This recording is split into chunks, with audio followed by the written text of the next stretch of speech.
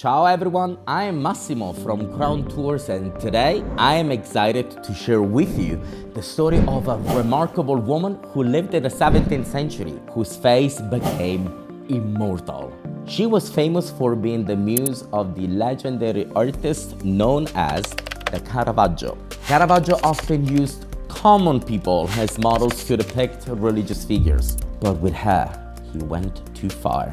She was a prostitute, yet Caravaggio depicted her as the purest of all. Guess who? The Virgin Mary. And not once, but multiple times. He even went as far as painting her dead body in his art. But let's start from the very beginning. And before we do, don't forget to like this video and subscribe to our YouTube channel. Painting is such a powerful medium. The mixing of nature's pigments, basic elements like a simple brush, and suddenly with a touch of the divine, a world, a feeling, a story is created. Such humble ingredients have led to the creation of the world's greatest masterpieces, employed by the geniuses such as Michelangelo, Raphael, and Caravaggio. Caravaggio's paintings are a must-see in Rome. They are breathtaking. Yet one of the lesser-known and most humble of ingredients in his work was but a poor peasant girl. Her name was Anna Bianchini, daughter of a very poor family who lived in the famous medieval town Siena. Her father passed away when she was only 12 years old, which left Anna with the responsibility of having to provide for herself and for her mother. Everything rested on her shoulders. But Anna lived close to the end of the 1500s, which, to give you some historical context, was a difficult time, and women could not simply apply for a job. After all, this was a time when most people were illiterate. Women were rarely educated.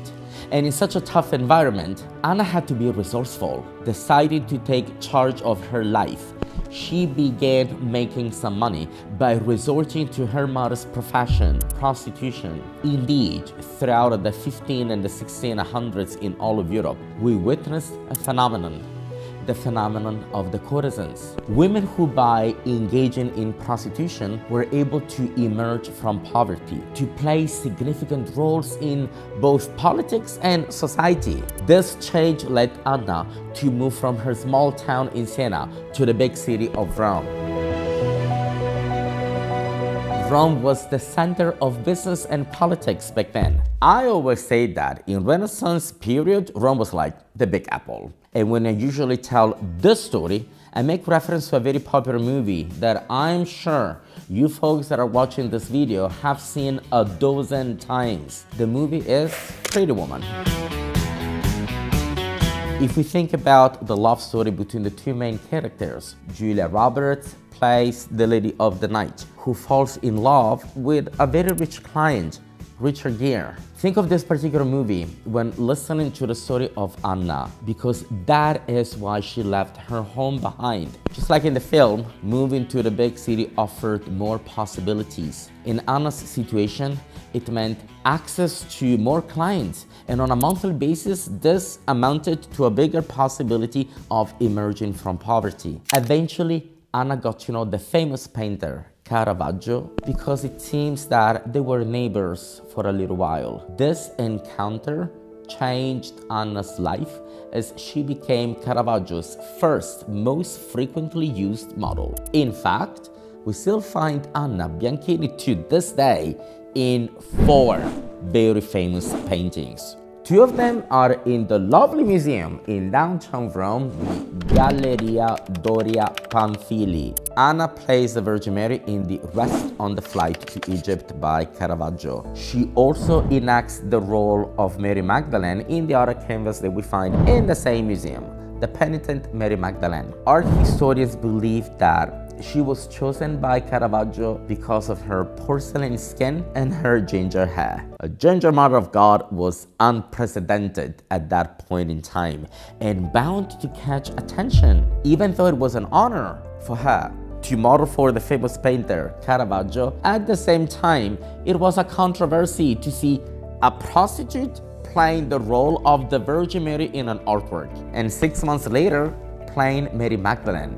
Even in modern times, we are sort of like rewriting the story of Mary Magdalene, but back then, like in the late 1500s, she was still known as the most famous prostitute in history of mankind. So we have the same woman who plays both the Mother of God and the best-known sinner in human history. Back in the day, the only roles for women were to either be a saint or a sinner. Unfortunately, things didn't go well for Anna. As we can imagine, life was incredibly hard for everyone back then. Prostitutes could be publicly flogged for an hour. Prostitutes were made fun of and continuously harassed by citizens. The prostitutes had a curfew and could not go out at night, so life for women like Anna Bianchini was no game. They constantly had to watch their backs for unprovoked attacks.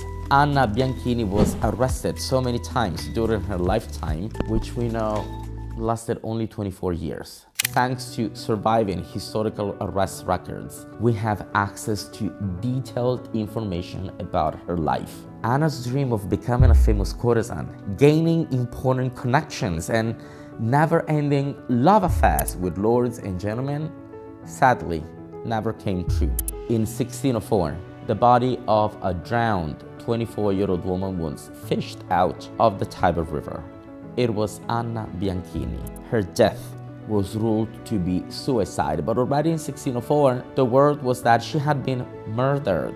According to people close to Anna, she would never have committed suicide. So the likely cause of death was that something had gone bad with a client, perhaps pushed purposely in the river, causing her to drown, as the long-fashioned dresses of the time made it impossible to swim. When Caravaggio heard the tragic news, he was completely devastated, unable to accept her loss. He went to retrieve her dead body, taking it back to his house. As the true love story of the artist and his muse came to an end, Caravaggio painted her one last time as the Virgin Mary in his masterpiece, Death of the Virgin. This painting makes me cry every time I see it. The priest of Santa Maria della Scala, a church in Trastevere, commissioned this beautiful canvas from Caravaggio. The artist was supposed to depict the death of the Mother of Christ, but when the priest came to see the canvas, he was furious, realizing that Caravaggio had used a prostitute to model once again. This time it was even worse, for he had used a corpse, no less. The dead Anna Bianchini can clearly be seen in the masterpiece, pale, bloated, her body and stomach swollen with the water from the Tiber River. The priest was so infuriated that he told Caravaggio to remove it, refusing to display the artwork. Fate sparire quel quadro. Mazzio. Bruciatelo.